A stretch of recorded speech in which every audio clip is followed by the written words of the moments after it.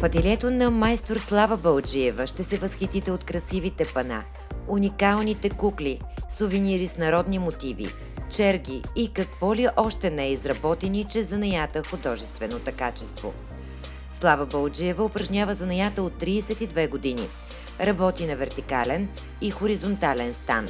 Използва и стари и нови техники и е отворена да обучи в занаята всеки, който се интересува от него.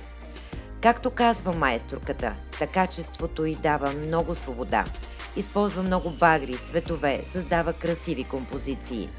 Ателието по художественото качество се намира на улицата на занаятите, възстановена и стопанисвана от регионална занаятчийска камара Пловдив.